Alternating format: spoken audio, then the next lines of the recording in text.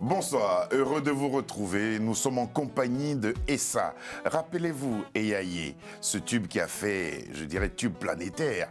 L'auteur-compositeur est en notre compagnie pour nous présenter un album qui s'appelle Tu es ma lady. Mais entre Tu es ma lady et Julia, qui a été son dernier album, il y a 8 ans. Pourquoi 8 années? À cause simplement des bouleversements technologiques. Voilà, je pense qu'il faut se remettre dans le modèle qui vend la musique aujourd'hui. Et bon, c'est ce qui m'a fait que j'ai attendu ce temps. Oui, voilà, pendant 8 années. Ouais. Et aujourd'hui, vous êtes de retour. Oui, je suis de retour avec mon nouvel album Tu es une lady. Tu es une lady. Nous en parlerons au cours de cette émission. Mais toute l'équipe qui travaille sur cette émission se joint à moi pour vous féliciter déjà pour ce que vous nous avez offert comme chanson et puis pour vous souhaiter la bienvenue à Afro Night. Merci.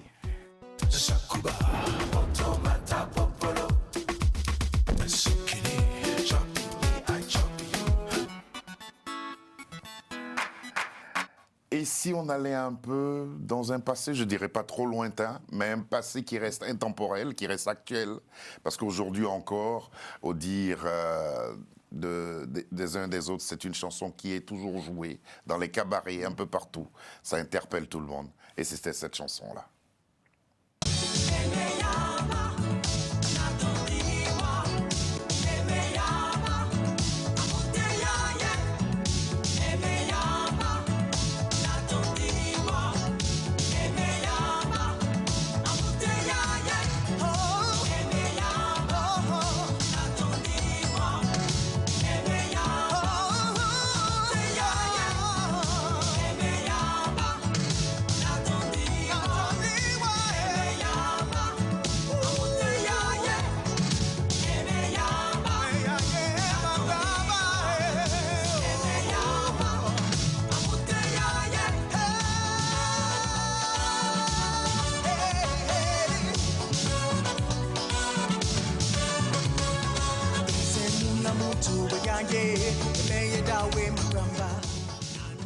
Je danse encore. Non, merci beaucoup pour ça. La performance là sur scène m'amène à vous demander quelles étaient vos influences. Mes influences pour l'époque étaient les mêmes pour à peu près tous les chanteurs. La soul, la musique afro-américaine, James Brown, Stevie Wonder, Al Green et bien d'autres. Initialement, et ça c'était quoi? C'était un projet? Oui, et ça c'était un projet de production du disque. Voilà, et puis c'est un projet qui manquait de... De disque ou du disque? Il y avait un disque précis à produire? Non, de disque, parce qu'il y a eu plusieurs albums. Bon, là c'était le premier, et c'est un projet qui avait été initié par mon frère. Il est venu à Paris avec des musiques, des paroles, mais ça manquait de chanteurs. Et lui, il n'était pas chanteur? Non, il n'était pas chanteur. Musicien? Il était musicien, créateur. Et bon, je me suis pointé au studio un jour. Et puis, bon, j'ai essayé de poser ma voix pour voir ce que ça donnerait. Mais j'étais déjà un chanteur. Ah. J'étais déjà un chanteur aguerri. Et ça a pris. Et vous avez appris à chanter où? Tout seul. Tout seul? Tout seul. Autodidacte, hein? Tout seul. C'est-à-dire que chaque fois que j'entendais un chanteur, un bon chanteur, les plus genre Stevie Wonder... Vous l'imitiez? Je rentrais chez moi et je me concentrais sur ce qu'il faisait. Et chaque fois qu'il y avait de nouvelles chansons, j'essayais de m'y mettre. Même étudiant? Même en tant qu'étudiant. Mais est-ce que vous ambitionnez à cette période-là devenir l'artiste que vous êtes aujourd'hui? Non, pas du tout, parce que vous savez, l'idée qu'on se fait de ce métier-là n'est pas très encourageante dans notre culture. Voilà. Mais bon... parallèlement à mes études, voilà, je travaillais, et puis ça a donné ça. Et ça a mis un bon coup de fouet à différents genres musicaux. Vous avez travaillé sur plusieurs rythmes, et notamment le makossa, que vous avez en quelque sorte aussi révolutionné. Oui, bon, vous savez, quand on est camerounais, la base de la musique ne peut être que du makossa, puisque de toute façon, moi, je suis originaire de Douala, d'où vient le makossa. La base, c'était le makossa, et puis, ça s'est mélangé avec les musiques, d'autres musiques, mais notamment les musiques afro-américaines, puisque c'était le modèle à l'époque. Et puis le makossa, en 80, dans les années 80, on ne pouvait pas passer à côté de ce genre musical. Le makossa était incontournable. Pourquoi et comment vous vous êtes approprié l'appellation Essa? Et ça, c'est un nom qui a été choisi par mon frère, qui est l'initiateur du projet. Et ça, c'est un terme emblématique de la culture Sawa qui veut dire magie évocatoire. Bon, je ne sais pas pourquoi il a choisi ce terme, mais c'est un terme qui est très emblématique du peuple Sawa. Et vous l'avez approprié, vous l'avez adopté. Alors, en tant que Essa, nous allons entendre 2 chansons de vous, 2 chansons extraites justement de l'album Julia. Il y a le titre Julia, et puis il y a un titre avec lequel on va commencer, c'est Karl. Karl, votre fils. Mon fils, vous criez votre amour, vous n'êtes pas seul, vous êtes avec Crystal, votre fille aussi. Crystal aussi qui crie son amour pour son frère. Karl et Julia. Il s'appelle Karl, je suis son père et ça. Oui, il est différent. Et moi, je l'aime tellement. Lui, il s'appelle Karl, je suis sa sœur Christa. Lui, il est différent. Moi, je l'aime tellement.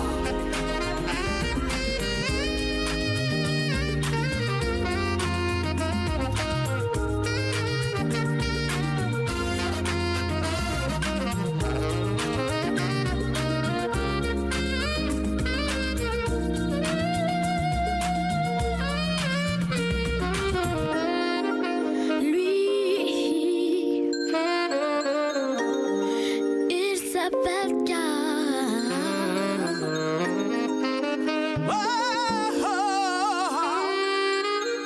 Je suis sa sœur. Lui, il s'appelle Karl. Je suis sa sœur Christa. Lui, il est différent. Je l'aime tellement. Il s'appelle Karl, je suis son père et ça. Julia, Nati Mene, Donga Mene, Bunyamo, Soininga, Modi Mene, Nobe, Bisomama.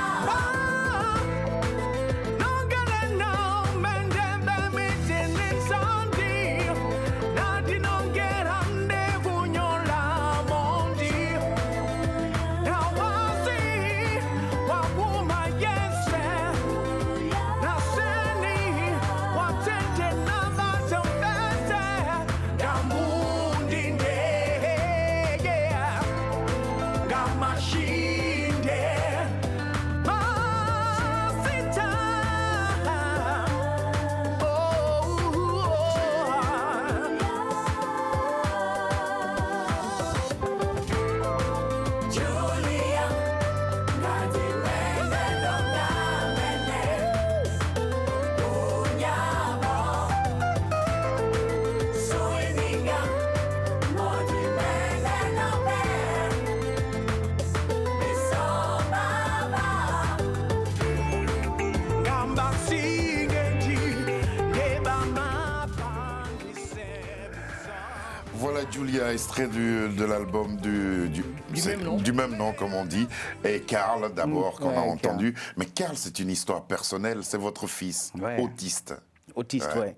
Voilà, Karl, c'est un enfant qui est né autiste. Et par moments, des images qu'on a vues à travers la vidéo, c'est des images vraies. C'est des images authentiques parce que Karl, il a été filmé pendant son accompagnement. Vous savez, à un moment donné, on le voit sauter sur des cailloux et tout ça. Mais c'est une partie de son accompagnement pendant des décennies, pendant combien de temps, plus d'une décennie, pour arriver à le socialiser. Vous m'avez dit qu'il ne parlait pas. Il n'avait pas de langage. Ouais. Il n'avait pas de langage. Donc, son accompagnement lui a permis d'apprendre à écrire, à lire, et puis surtout jouer du piano. Ça, c'est le top. Ah, ça lui a fait du bien. Ah oui, ça lui a fait beaucoup de bien.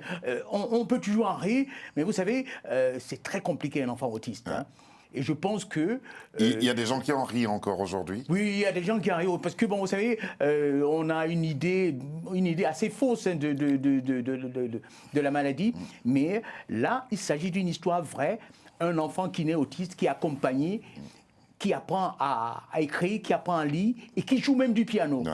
alors qu'il n'avait pas de langage à l'origine. De Cristal, sa sœur, et vous, qui a eu l'idée justement de cette chanson. C'est mon idée. Parce que au cours de son accompagnement, et puis surtout à la maison, je me suis rendu compte que chaque fois pendant que je faisais mes vocalises, chaque fois que je me trompais, il me faisait signe pour me faire comprendre que je m'étais trompé. Donc, il avait déjà l'instinct musical en lui. Ouais. Et c'est un jour que j'ai décidé de le mettre au piano. Et ça a donné ce que c'est. Cet instinct musical, là, vous le tenez de votre famille, votre grand-père, Oui, votre père, voilà, mon votre frère, ouais. toute la famille. Oui, toute la famille. Ouais. Bon, on est une famille de musiciens parce que mon grand-père il était guitariste du temps où le Cameroun était sous protectorat allemand. Ouais. Et c'est cette passion-là aussi que vous avez communiqué à votre fille, Cristal. Oui, c'est pas... Cristal que vous invitez sur scène même à l'âge de 8 ans. À l'âge de 8 ans, parce qu'elle avait déjà le niveau. À 8 ans, déjà, elle chantait du Whitney Houston... excusez-moi. Oui. Et aller dans les conservatoires pour vous verrez ce que les enfants ils peuvent produire à 8 ans. Ce n'est pas du niveau de ce que Cristal a fait à 8 ans. On la voit, la Cristal à vos côtés en train de chanter, là.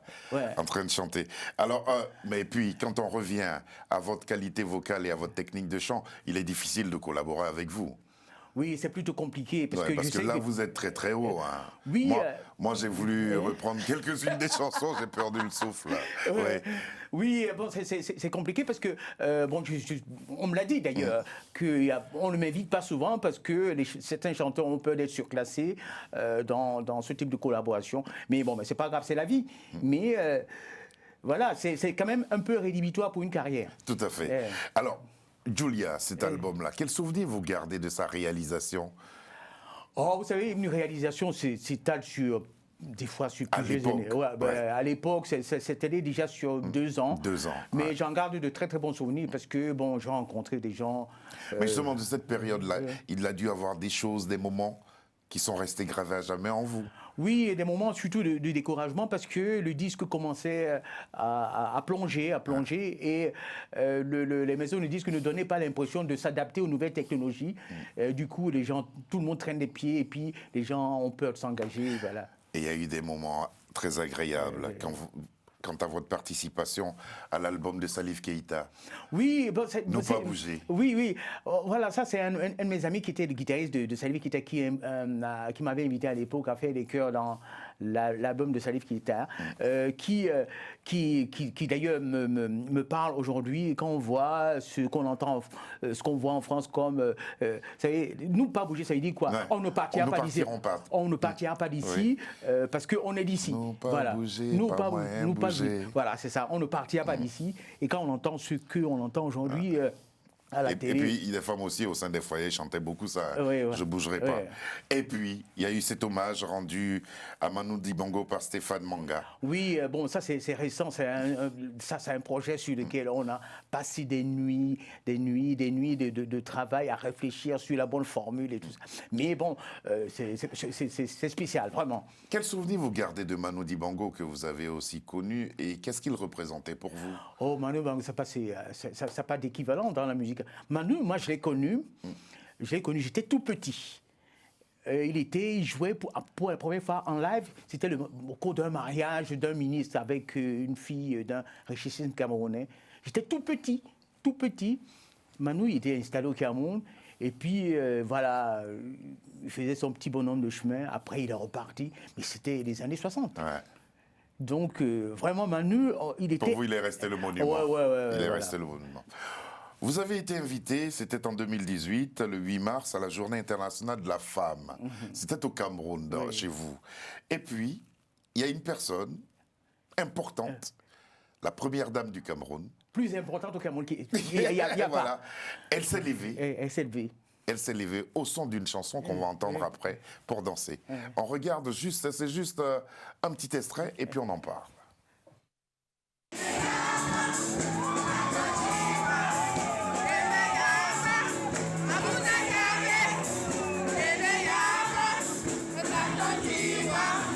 Ele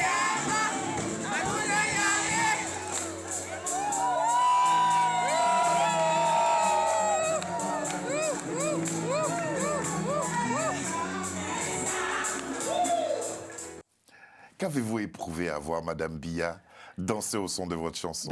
Vous savez, c'est indescriptible. Danser et chanter, hein? C'est indescriptible parce que je m'attendais à tout sauf à ça. Ah. Et puis, bon, un tel souvenir, ça Vous reste- avez conscience quand même de l'importance du tube que vous jouez là en ce moment. Oui, mais c'est pas avoir conscience de l'importance du tube et la réaction d'une telle personnalité. Bon, je pense qu'il y a un monde. Hein. Je m'attendais à tout sauf à ça. Mais ça fait un très grand bien à ma carrière. Parce que, vous savez, des événements comme ça n'arrivent qu'une fois dans la vie, dans la carrière des milliers d'artistes. Quelle est la probabilité de faire lever la première dame du pays dans ces conditions-là? Voilà. Pour certains, ça ne veut rien dire. Même pour certains artistes, c'est important. Non, de mais savoir que c'est super au plus important. au plus haut sommet de l'État, on les écoute et qu'on tient compte de la culture. Je pense que c'est la démonstration qui a été faite. On va maintenant voir le clip de Eyaye qui va rester, comme disait un ami, tout artiste que nous sommes, il y a un son qu'on cherche. Et vous avez su tenir ce son avec Eyaye.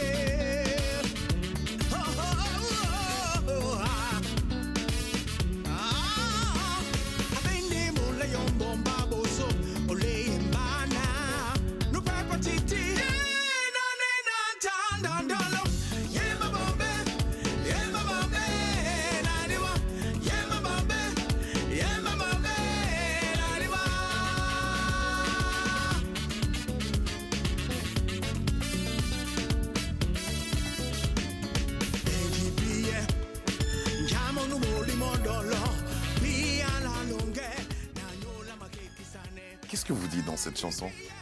Ben, c'est trivial, hein? C'est-à-dire, et ça demande à une chanson de l'aimer simplement parce que, bon, elle est... Demande à une fille. Une fille, Ah bon? à une fille de l'aimer parce que, bon, elle est belle et puis très capricieuse, voilà. Elle tourne autour de lui, mais elle ne peut pas céder, voilà. Quand vous vous reportez à cette période-là, qu'est-ce qui a changé aujourd'hui dans le milieu musical? Ben, ce qui a surtout changé, c'est surtout la production discographique, la production musicale. Aujourd'hui, c'est plus des machines, alors qu'avant, c'était une musique pour musiciens.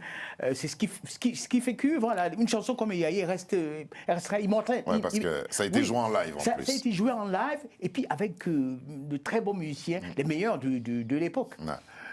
J'espère que cette chanson va encore continuer à nous faire danser longtemps, longtemps. Moi, en tout cas, pour ma part, je prends beaucoup de plaisir à l'écouter. Tu es ma lady. Qui est cette lady? Oh, c'est une Tu es fiction. une lady. C'est une fiction d'une femme de mes rêves, toute vertueuse, qui est un modèle pour la jeunesse et pour les mamans. Enfin, c'est une fiction, quoi. Mais qu'est-ce qui vous a motivé à revenir après 8 années d'absence? Ah bah, c'est-à-dire que moi, je pense que j'ai encore ma place dans ce milieu-là, notamment dans le milieu africain où il y a de très bons artistes. Mais moi, ce qui est important pour moi, c'est avant tout les performances vocale. Ouais. Et bon, j'en cherche toujours et bon, je pense que j'ai toujours ma place. Au milieu Étant de donné ce que vous monde-là. êtes perfectionniste, quels sont les musiciens qui vous accompagnent dans ce comeback? Dans ce comeback, c'est plutôt les musiciens qui connaissent mon chemin. Stéphane Manga. Stéphane Manga, par exemple, parce que lui, il a été l'un de mes plus grands conseillers au cours de l'élaboration de ce... Parce que c'est un créateur, et puis c'est quelqu'un qui... Bon, j'ai aussi mes amis comme Yves Jock, le guitariste qui a quasiment joué dans tous les albums de SA. Et puis, bon, maintenant, il y a aussi moi-même, parce que maintenant, je pense que j'ai une expérience suffisamment importante pour piloter moi-même mes projets. Ouais. Voilà. C'est un album de combien de titres? De 12 titres. Et puis, ce qu'il faut, c'est très important, c'est-à-dire que j'avais acheté un piano pour Karl, pour qu'il vienne jouer chez moi. Ouais. Et mécaniquement, je suis devenu pianiste. Ouais. Parce que quand les autistes, c'est très compliqué. Il vient chez moi, il joue pas. Mais quand il va chez son prof de piano, il joue. Il joue. À la maison, non. Alors, il veut pas jouer. Ouais. Voilà. C'est peut-être parce que papa est mauvais pédagogue. Non, mais je pense que c'est une particularité des enfants autistes. Tout à fait. Alors, c'est une chanson et un album que vous allez défendre. Mais avant de les défendre, vous nous avez offert le premier extrait de cet album où vous êtes en compagnie de votre fille, Cristal, qui a bien grandi. Qui a bien grandi. Elle a bien grandi. Oui, elle, aujourd'hui, elle a 17 ans et puis elle n'a pas peur de me suivre. Et vous confrontez vos voix voilà, c'est ça. à travers cette chanson-là. Et vous, moi, le titre m'a fait rigoler quand j'ai écouté. C'est facile. C'est facile. Et pourtant, ça l'est pas. Ça l'est pas. Chanter là, à ce niveau, c'est pas du tout facile. C'est facile, signé Essa et Cristal Dayas.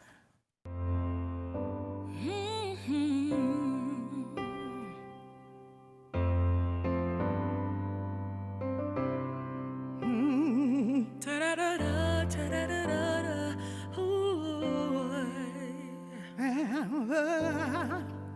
C'est facile de se moquer de celui qui a raté sa vie.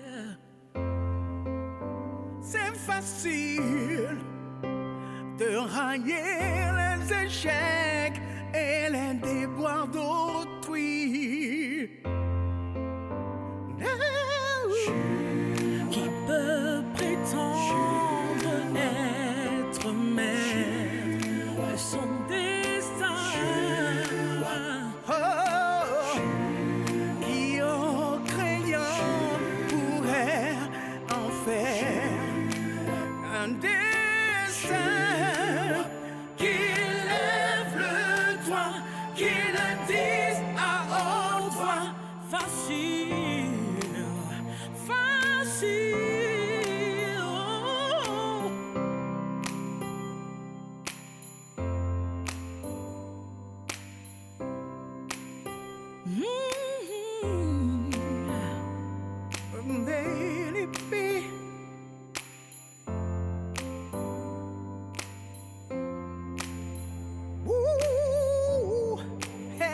C'est facile de juger celui qui passe la nuit dans la rue.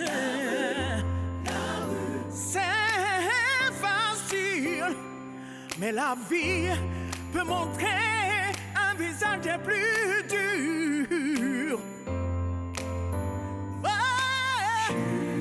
Qui croit pouvoir conduire tout seul son destin. Qui peut prétendre être au-dessus du divin. Qui lève le doigt, qui le dise à haute voix. C'est facile, c'est facile.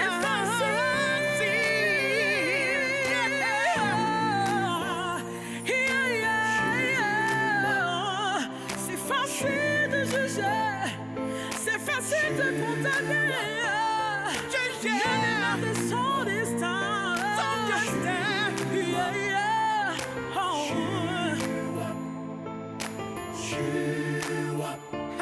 C'est facile de se moquer.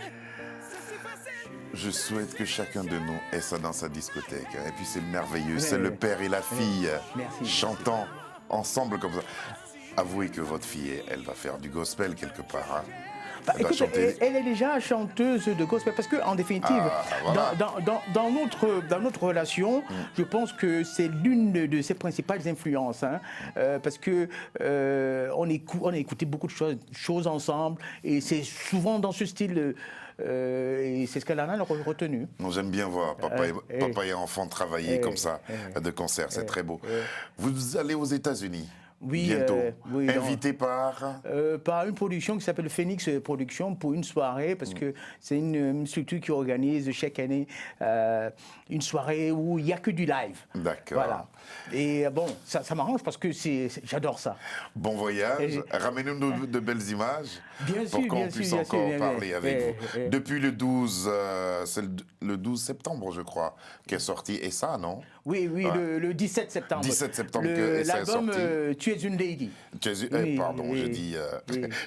oui. Vous voulez plutôt dire, c'est facile. Mais Tu es une lady est sorti depuis le 17 septembre. Il se comporte bien? Oui, la réaction est extrêmement positive. Et puis bon, les gens attendaient du ESSA depuis longtemps. Vous savez, les gens sont souvent frustrés de ne pas pouvoir écouter les artistes qu'ils aiment. Voilà. Et là, maintenant, ils sont plutôt gâtés. Voilà. Et puis, il y a sûrement un projet d'aller défendre cet album au Cameroun. Bien sûr, surtout avec la CAN qui s'annonce, je suis obligé. Revenez vite, hein, parce que la CAN, c'est janvier. Hein. Ok. Merci et bon voyage pour les États-Unis. Défendez les couleurs de l'Afrique là-bas au cours de cette soirée et puis proposez-leur toutes vos chansons. Ok, merci beaucoup. Cette émission a été réalisée par Sabir Gaïb. À ses côtés, il y avait Lucy John. Fiona nous a aidé à la préparer, ainsi que Charles Serrito. Bonsoir. Et demain, nous serons en compagnie d'une charmante invitée que vous découvrirez. Elle s'appelle Andrea. À demain. Son destin.